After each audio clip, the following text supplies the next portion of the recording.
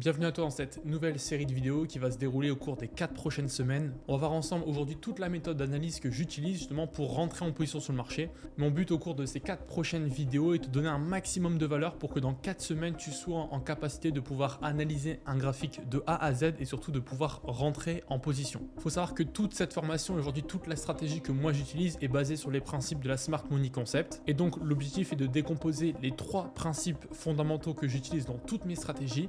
Et je vais simplifier un maximum la Smart Money Concept parce qu'il y a aujourd'hui beaucoup de personnes qui font des vidéos dessus, mais je me rends compte que finalement toutes les personnes qui l'utilisent connaissent un maximum de vocabulaire, de termes techniques, etc.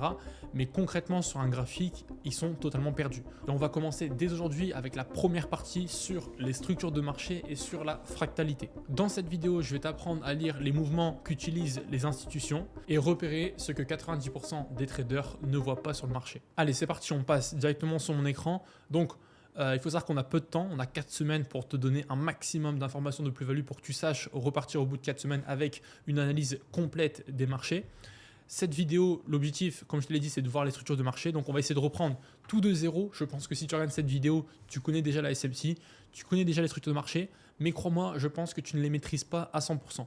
Donc, l'idée, c'est de repartir des bases et d'accélérer rapidement pour te montrer dans une deuxième partie de la vidéo des exemples concrets sur les marchés pour vraiment comprendre bien la direction du marché et ne plus te tromper dans le sens dans lequel tu vas prendre un trade. Parce que le but de la structure de marché, c'est de comprendre quelle tendance tu vas trader sur le marché. Est-ce que tu trades une continuation? Est-ce que tu trades un retracement? Est-ce que du coup tu trades un achat? Ou tu trades une vente? Avant même de vouloir trouver un prix d'entrée sur le marché, la question à te poser, c'est qu'est-ce que tu trades? Dans quel sens tu vas trader le marché? Donc c'est parti. Comme tu le sais, aujourd'hui, un marché, on a 2 types de tendances. On a ce qu'on va appeler des tendances haussières. Donc c'est vraiment très simple, très basique. Les tendances haussières, quelles sont leurs caractéristiques? Tout simplement, c'est qu'on va avoir des hauts à chaque fois qui vont être de plus en plus hauts. Donc ça, c'est ce qu'on appelle un point haut. Ça, c'est ce qu'on appelle un point bas. Et on va avoir des hauts qui sont de plus en plus hauts et surtout des bas qui sont de plus en plus hauts également. D'accord? Donc là, il n'y a rien de compliqué. C'est ce qu'on appelle une tendance haussière sous forme d'escalier avec, donc il faut le comprendre, je donne un maximum d'informations, mais on a ce qu'on appelle ici dans une tendance haussière les mouvements de continuation. D'accord? Ça, c'est la première chose. Et je vais te mettre ici en rouge ce qu'on appelle les mouvements de retracement. Donc ça, c'est déjà une première chose très très importante à comprendre. Pour l'instant, ça paraît évidemment simple, mais vous allez voir quand on passe sur les graphiques, avec toutes les unités de temps différentes, c'est un peu plus compliqué. Donc, mouvement de continuation, mouvement de retracement. Ce qu'il faut savoir, c'est que du coup, dans une structure haussière, le précédent lot, par exemple celui-là, c'est ce qu'on appelle un lot protégé. Pourquoi? Parce que c'est ce lot ici qui a créé justement la cassure du précédent high. Okay, donc l'idée dans une tendance haussière, c'est de ne pas casser ce précédent point bas. Si ici, on retrace et on casse ce point bas, ça veut dire que la structure haussière est invalidée et qu'on passe potentiellement sur une structure baissière. Encore une fois, ça reste dans la théorie. Dans la pratique, vous verrez qu'il y a différentes situations. Mais là, je vous demande vraiment de prendre du recul, d'essayer de supprimer tout ce que vous avez appris jusqu'ici. D'accord? Et vraiment de vous concentrer sur les basiques. Encore une fois, ce qui marche le en trading, c'est de faire les bases. Ça ne sert à rien de connaître 50 000 choses, de tout comprendre théoriquement, mais si dans la pratique, vous ne savez rien appliquer, ça reste plus compliqué. Sur une tendance haussière, qu'est-ce qu'on observe également? Ce qu'il faut comprendre, c'est ce qu'on appelle les break of structure, donc ce qu'on appelle aussi appeler les BOS. Les BOS, c'est dès qu'on va casser un précédent point haut. Donc là, ici, on a un BOS, on a un BOS ici, on a un BOS également ici. D'accord? Donc voilà, ça c'est vraiment les choses qu'il faut comprendre sur une tendance haussière. Et ensuite, ce qui se passe, c'est que potentiellement, une fois que votre tendance haussière est terminée, on va pouvoir avoir un changement de structure potentiellement pour passer sur une tendance baissière. Et donc une tendance baissière, comment elle va s'amorcer? On va considérer que la tendance baissière commence une fois que le précédent point bas a été cassé. Donc si on a ça sur le marché, on a ce qu'on appelle ici un changement de structure. Je vais vous dessiner la tendance baissière pour que vous puissiez bien la comprendre et qu'on puisse l'étudier. Donc ici, pour valider, pour commencer entre guillemets cette tendance haussière, on va avoir ce qu'on appelle ici un shosh. Un shosh, ici je vous parle de principe SMC, mais en ICT c'est la même chose. Si je ne me trompe pas, en ICT c'est un MSS. Donc on a bien ici notre changement de structure qui indique, je dis bien potentiellement, le début d'un retracement baissier. Et quelle est la condition, encore une fois, pour que ce retracement baissier soit officiel, soit validé, il faut qu'en effet que le point haut suivant celui-ci, il soit plus bas que précédent ici.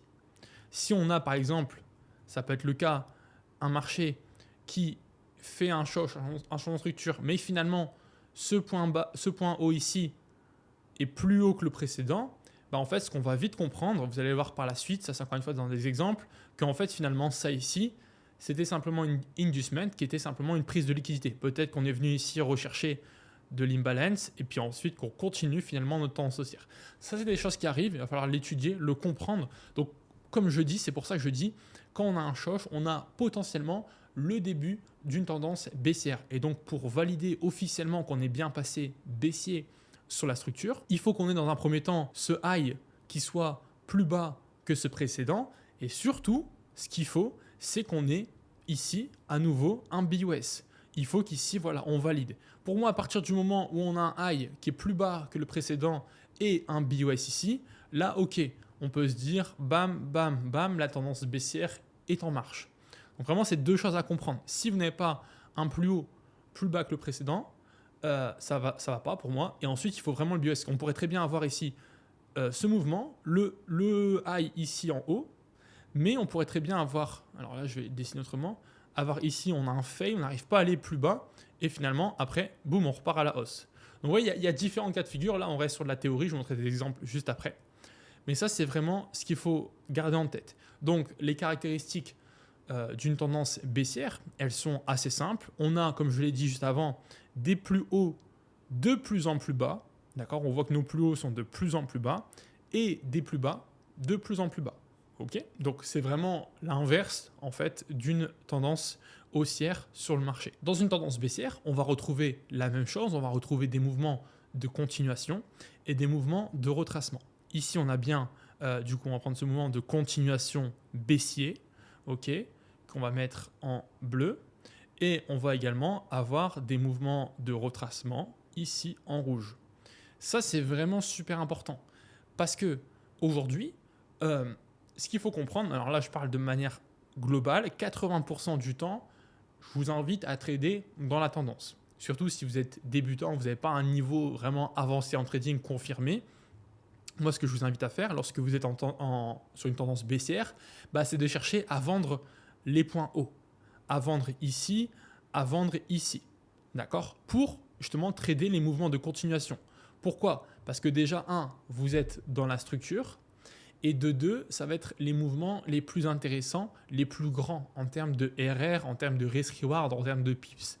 Donc c'est toujours plus intéressant de prendre un mouvement de continuation ici ou même des continuations en termes d'achat sur une tendance haussière, prendre cette continuation, voilà, et ne pas trader le retracement.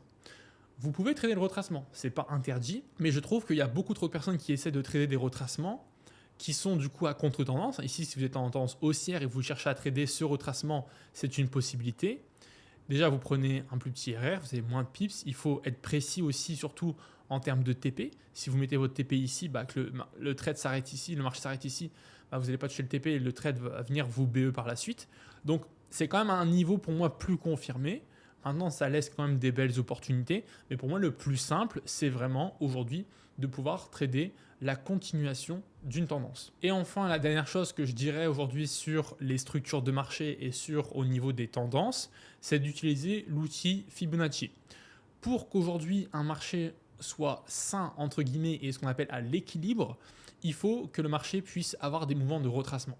C'est-à-dire qu'un marché ne peut pas aller d'ici au point bas, ici au point haut, en une ligne droite comme ça. Le marché a besoin concrètement de faire des retracements pour venir capturer la liquidité, pour venir prendre de la force et ensuite continuer sa tendance, mais surtout pour garder l'équilibre. Et en moyenne, de manière générale, un marché va retracer au minimum de 50% pour être considéré comme à l'équilibre.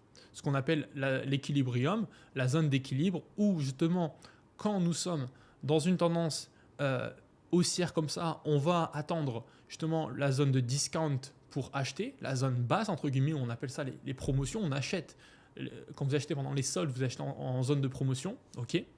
Donc ça, c'est vraiment l'objectif. De toute façon, je vous en parlerai dans la deuxième ou dans la troisième vidéo pour justement réussir à déterminer vos zones d'achat sur les marchés. Donc je ne vais pas aller plus loin par rapport à ça, juste comprendre que pour qu'un marché soit sain et à l'équilibre, on doit au minimum avoir un retracement de 50%. Quand je dis au minimum, ce n'est pas une certitude dans le sens où vous pouvez avoir une tendance haussière qui retrace simplement au 26% ou au 38% et qui continue à la hausse. Si vous attendez absolument le 50%, il y a plein de fois où le marché ne viendra pas à 50%. Mais ce que je veux dire, c'est que principalement ça se base sur des unités de temps grandes, sur de la HTF, sur du daily, H4, H1. Vous verrez que le marché a vraiment tendance à revenir au minimum aux 50%. Sur des petits mouvements M3, M5, M10, c'est moins fréquent, mais ça se respecte tout de même. Maintenant qu'on a vu ça, j'espère que la théorie est assez claire pour vous. On va directement passer sur les graphiques. En tout cas, j'espère que vous avez pu saisir la partie théorique. Ce n'est pas vraiment très compliqué en soi à comprendre, mais ce qui compte encore le plus, ce n'est pas la théorie que vous connaissez, c'est la pratique que vous savez appliquer sur le marché en temps concret. Avant d'aller sur les marchés pour mettre en pratique ce qu'on vient de voir, n'oublie pas qu'aujourd'hui, si tu veux recevoir plus de contenu comme celui-ci, si tu veux aujourd'hui mes analyses de marché, mes positions, etc., je t'invite à rejoindre le canal Telegram que j'ai créé qui est juste en description. Au moins, tu pourras suivre vraiment mes analyses quotidiennes sur les marchés et vraiment mettre en pratique encore plus ce que je suis en train de te partager. Donc voilà, c'est le premier lien dans la description et tu peux directement nous rejoindre. C'est parti, on attaque directement. Donc j'ai pris l'exemple du gold qui est en ce moment un marché assez propre en termes de structure de marché, de liquidité, etc. pour vraiment vous donner un exemple. Donc, il faut comprendre que vous allez voir dans les prochaines vidéos, mes analyses se basent vraiment sur 4 voire 5 unités de temps, le daily, le H4, le H1, le M15 et ensuite le M5 voire le M3 pour rentrer en position. Également, chaque début de semaine, chaque début de mois, j'analyse le weekly et le monthly, mais ça, vous ne le faites pas tous les jours, bien sûr. Donc voilà, on va nous rester vraiment pour cet exemple sur le daily H4, H1, voire le M15 si on a un peu de temps. Le daily, il n'y a pas grand chose à dire sur le gold. Je pense qu'aujourd'hui, en termes de structure de marché, c'est assez clair. Okay, on a ici un point bas. On peut clairement prendre ce point haut pour moi qui n'est pas du tout dérangeant. Certains verront plus ce point bas, ce point haut, ce point bas, ce point haut. Encore une fois, la vision des structures de marché n'est pas rigide, n'est pas fixe. Chacun voit un peu les choses différemment. Certains prendront des BOS au niveau des mèches. Moi, je prends que les BOS au niveau des corps. Donc, vous voyez, vraiment, ça va dépendre de votre vision du marché et de ce que vous avez l'habitude et surtout de ce que vous avez backtesté qui fonctionne le plus. Dans tous les cas, ici, que ce soit cette tendance ou celle ici, au point bas, ça ne change pas la tendance sur le daily au niveau du gold où on est totalement bullish. Maintenant, ce qui va m'intéresser ici, c'est de vous parler du H4 pour comprendre vraiment ce qui est en train de se passer. Donc, on voit très bien ici ma structure au niveau du H4. On a ici, on a bien notre point bas ici et on a bien ici en haut, hop, notre point haut au niveau du marché. Donc ça pour moi, c'est ma structure, vous voyez, en H4. Une chose que j'ai envie de vous expliquer, que je n'ai pas dit précédemment. Quand vous avez un point bas et un point haut comme ça, donc on a une structure, tout ce qui se passe à l'intérieur, je vois beaucoup de personnes qui font l'erreur, c'est que tout ce qu'on a là ici, c'est ce qu'on appelle du complexe pullback. Ça veut dire que tant qu'on ne casse pas ce low ou tant qu'on ne casse pas ce high, tout ce qui se situe entre les deux bornes, ça reste du complexe pullback. Donc ici, on est haussier sur du H4. Par contre, ce qu'il faut comprendre, par exemple, c'est qu'on est haussier sur le H4, mais en interne, donc dans la structure interne, là, vous voyez, on commence à creuser un peu plus. Donc tout ce qui se passe ici, notre H4, qu'est-ce qu'on peut voir? On pourrait identifier ici un high, identifier ici un low, un high et un low. Donc on pourrait se dire que, ok, dans ma structure externe, ici, on est haussier sur du H4. Par contre, ce qui se passe sur ma structure interne, on est potentiellement ici dans un mouvement de retracement. En effet, on a ce point bas, ce point haut, et ça, on voit qu'on est en train d'effectuer le retracement de ce mouvement haussier en H4. C'est super important de savoir, comme je l'ai dit au tout début, de savoir est-ce que vous êtes en tendance de continuation ou vous êtes en tendance de retracement. Ici, on a OK, tendance haussière, mais on voit qu'à l'intérieur, on est en train de retracer ce mouvement haussier. Donc même si on peut se dire oui, ok, je suis haussier en H4, bah, ça ne veut pas dire que si tu es haussier en H4, que ces niveaux-là, tu ne vas pas chercher à vendre. Parce que si tu comprends où on est bien dans un retracement baissier. Et tant qu'on ne casse pas ici ce niveau-là, ce dernier high et ici ce low dans le retracement, bah, on peut être amené ici, à venir, on est revenu chercher certains niveaux à cet endroit-là, on peut être amené à faire un nouveau plus bas pour revenir ici dans des zones qui vont être pertinentes sur le marché. Vous voyez, tout ça, là, il faut commencer à imbriquer. Je vois déjà à la caméra qu'il y en a certains qui sont perdus, mais ce n'est pas l'objectif. Encore une fois, c'est de simplifier un maximum ce que vous faites. Mais c'est pour ça que pour moi, les structures de marché, c'est la base de tout. Dans toutes vos analyses, sur tous les marchés, vous devez vraiment comprendre précisément les structures de marché. Donc voilà la première chose. Si on passe par exemple sur du H1, on va prendre une structure un peu plus interne. Si on prend du coup, ici on avait, je vais vous remettre ça ici en H4, on avait notre structure interne qui était de cette manière ici. OK. Et donc, si on prend le H1, bah là, c'est un peu plus simple. On ne va pas se cacher. On voit très bien l'exemple que je vous ai expliqué tout à l'heure avec notre tendance baissière. On va le prendre d'ici. Imaginons qu'on ne sait pas ce qui se passe à gauche, parce que si on prend ce qui se passe à gauche, en effet, on est haussier, etc. Mais là, on voit bien qu'on a bien un high. On a ici bien fait notre... je vais le remettre ici. On a bien fait notre BOS à ce niveau-là, au niveau de nos structures. On est bien venu former... Voilà, on peut le prendre directement. Moi, je mettrais ce low, ce high, ce low, ce high, ce low. Voilà en termes de structure. Et ça, vraiment, vous devez vraiment comprendre et savoir le faire. Donc, vous voyez, si on arrive à comprendre que sur du H1, on est baissier, bah, on va attendre que le marché vienne former un nouveau plus haut et on va essayer de shorter à ces niveaux-là. Dans la prochaine vidéo, on comprendra, je vous expliquerai comment déterminer un niveau où le marché ici va potentiellement se retourner pour continuer sa baisse. On verra ça dans une prochaine vidéo. Donc, pensez surtout à vous abonner pour ne pas la louper. Une fois qu'on a ça, bah, qu'est-ce qu'on voit? On est en tendance baissière. Et ce que je vous expliquais tout à l'heure, c'est que là, entre ce qui se passe ici et ce qui se passe en bas, tout ça au milieu, c'est du complexe pullback. Tant qu'on ne casse pas ici en haut ou on ne casse pas en bas, on reste baissier. Donc on voit qu'est-ce qui s'est passé. Est-ce qu'on est venu casser ce point bas pour faire un nouveau low? Non. Par contre, est-ce qu'on est venu break ici ce niveau-là? On est venu break ce niveau. Donc qu'est-ce qu'on a? On a un changement de structure. On est bien repassé haussier sur du 1 heure au niveau de ma structure. Donc qu'est-ce qui a créé maintenant le choc? Qu'est-ce qui a créé le changement de structure? Qu'est-ce qui a créé le début de cette nouvelle tendance haussière? Est-ce que c'est ce lot? Alors beaucoup prendront ce lot. Moi, je ne suis pas forcément de cet avis-là, ni ce lot. Pourquoi? Parce qu'on voit que ce n'est pas lui qui a créé le mouvement. Est-ce que c'est lui? Non plus. Par contre, celui qui a vraiment créé la hausse, c'est ce mouvement. C'est ce lot ici qui a créé un nouveau plus haut. C'est cette structure qui est repassée haussière. Donc là, on voit bien qu'on forme une nouvelle tendance haussière en 1 heure. Ici, hop, hop, retracement, nouveau plus haut. Et là, qu'est-ce qu'on voit? Là, vous allez voir ici, pas évident. Si on prend la structure pure, bah, on voit qu'à nouveau, ce low ici, ce high, est-ce qu'il a été cassé? Non. Est-ce que ce low a été cassé? Oui. On voit très bien que c'est ce low qui a été cassé en premier. Donc ici, à nouveau, on est repassé baissier sur le marché. Avec quelle structure? Est-ce que c'est ce point haut qui a créé le choc? Non. On voit bien que c'est ce point haut qui a créé la cassure. Donc ici, on est sur une nouvelle tendance. On n'a pas de nouveau plus haut. Encore une fois, c'est important pour moi, je prends toujours les clôtures de bougies. Si je prends ce high ici, est-ce qu'on a clôturé au-dessus? Non. Donc pour moi, vous voyez, on n'a pas formé un nouveau plus haut. Vraiment, pas de nouveau plus haut. Toujours cette structure baissière. Par contre, par la suite, on voit bien qu'à nouveau, on se refait casser. On a un nouveau choc. On a donc ce point bas et ce point haut. Et donc en 1 heure, on repasse haussier. La structure sur le gold, elle est très propre, très simple à faire. Ok, là je reste sur du 1 heure. Donc on a ce nouveau low, ce nouveau high.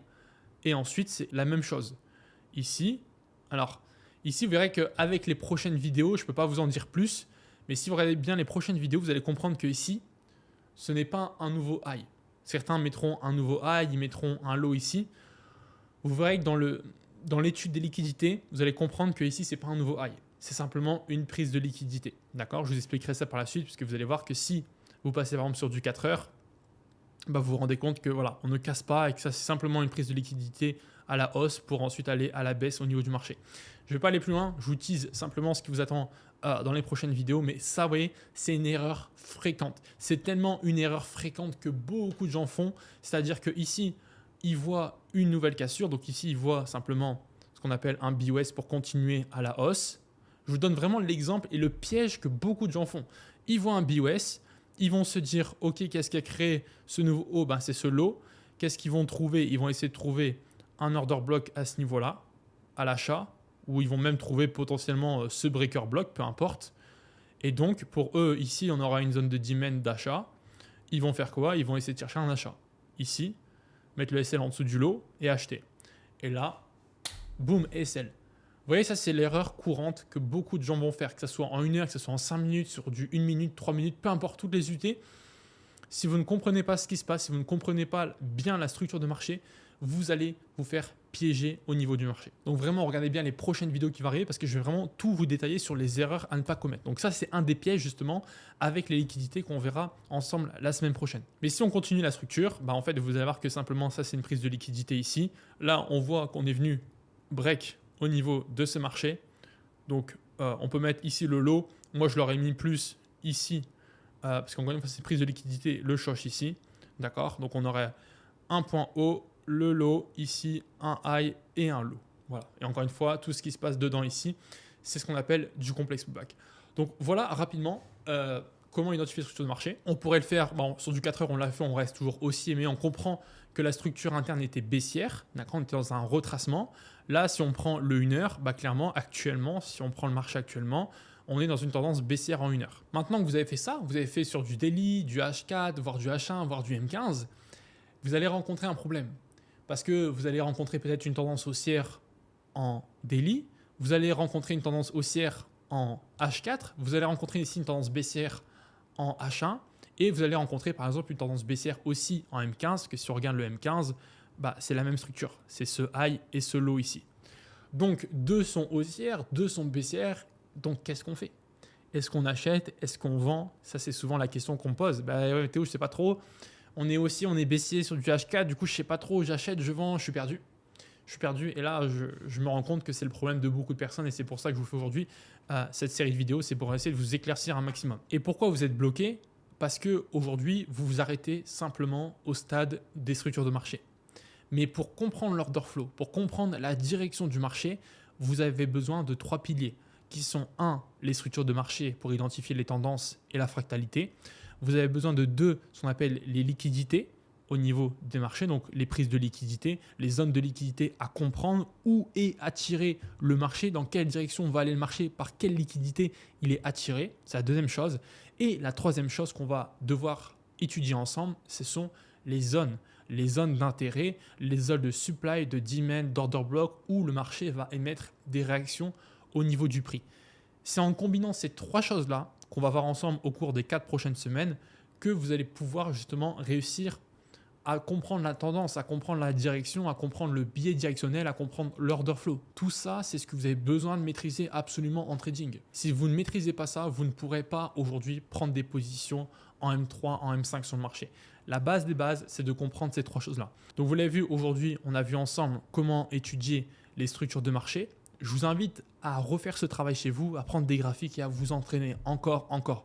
Vous voyez ici, on n'a pas fait le M15, on aurait pu le faire, mais sinon la vidéo va vraiment durer trop longtemps. Mon but, c'est encore de vous expliquer les bases, les fondamentaux. Mais ce qu'on peut comprendre, par exemple, encore une fois, si on reprend la structure, vous voyez que ici, ce qu'il faut comprendre, c'est qu'en 1 heure, on est baissier. Notre structure, hop, je me remets en 1 heure. Voilà, la dernière structure, on voit bien qu'on est baissier. Par contre, vous voyez ce que je vous expliquais tout à l'heure, c'est que tendance baissière, vous vous rappelez du gros rectangle bleu. Donc nous, ce qu'on essaie de trader dans un mouvement baissier, c'est la continuation de ce mouvement. Donc on va essayer d'attendre ici ce retracement, puis à ces niveaux-là ici, on va essayer de chercher une vente parce qu'on sait que le marché est passé baissier avec cette prise de liquidité à la hausse. Donc on sait qu'on va aller chercher beaucoup plus bas. Vous voyez ici, on a des OB, etc. Bref, on en parlera la semaine prochaine. Donc on va essayer de chercher une vente dans ces niveaux-là. Et vous voyez que le mouvement est beaucoup plus conséquent qu'un simple mouvement ici que je vais vous mettre en rouge. Ici, c'était un mouvement de retracement. Et donc, qu'est-ce qui est le plus intéressant à prendre? Est-ce que c'est un mouvement de retracement ou un mouvement de continuation? Vous voyez bien que c'est un mouvement de continuation qui est plus intéressant en termes de pips, en termes de RR, etc. Donc déjà, on sait ce qu'on trade. Maintenant, dans notre tendance baissière en 1 heure, on peut voir qu'on a le retracement qui est en train de se faire effectuer. Ce retracement, c'est quoi? C'est tout ce qui est en train de se passer ici. Donc là, on pourrait, vous voyez, on voit bien que dans le retracement, on a aussi une structure de marché. On voit bien qu'on a un low, un high, un low, un high, un low, et on n'a pas encore un nouveau high. Mais on pourrait continuer comme ça, retracer, revenir chercher des niveaux ici peut-être en haut, et ensuite continuer à la baisse. Ou clairement, on pourrait en fait exploser du coup à la hausse ce niveau, et donc ce high sur le gold aurait été cassé, et donc on aurait eu ici un choche au niveau du marché, on serait repassé haussier en 1 heure. Donc vous voyez, dans votre tête, le but c'est de faire ces connexions. de vous poser les bonnes questions. Qu'est-ce que je suis en train de trader? Est-ce que je trade une continuation ou est-ce que je trade un retracement? Et dans un premier temps, je vous invite vraiment à vous concentrer uniquement sur les mouvements de continuation. Ça va être les mouvements les plus intéressants à prendre sur le marché. Si on prend l'exemple juste avant ici, regardez bien, ici en bleu, hop, on a du coup continuation. Alors là, c'est un peu différent parce qu'on est venu choche ici, on a retracé. Mais si on prend juste la structure, on voit bien que la continuation. On voit bien qu'ici, retracement. Et puis on voit bien surtout ce mouvement qui est le plus intéressant pour moi, continuation. Encore une fois. D'accord? Donc si vous vous concentrez sur ça, vous allez pouvoir vraiment avoir des très belles opportunités. Donc voilà, ça sera tout pour cette première vidéo. Maintenant, si tu veux aller plus loin et apprendre à rentrer comme un sniper sur les marchés en utilisant la lower time frame et surtout découvrir comment j'utilise du coup les principes de Smart Money Concept avec le week off pour avoir des entrées qui sont chirurgicales, alors je t'invite directement à postuler pour rejoindre la Golden Club Academy. Pour faire ça, tu retrouveras un lien dans la description. C'est très simple, tu remplis tes informations, tu me montres aujourd'hui ta motivation à vouloir apprendre en détail cette stratégie pour devenir un sniper sur les marchés et ensuite je te recontacterai si ton profil est parmi les meilleurs. En tout cas, nous on va se retrouver la semaine prochaine pour la deuxième partie de cette formation. Donc je te montrerai aujourd'hui comment les institutions piègent justement les traders grâce à la liquidité. Donc pense à t'abonner pour ne pas louper la prochaine vidéo qui sortira dimanche prochain et surtout n'hésite pas à me donner ton retour en commentaire de ce que tu as pensé sur cette première vidéo de formation. On se retrouve la semaine prochaine, c'était TM Invest.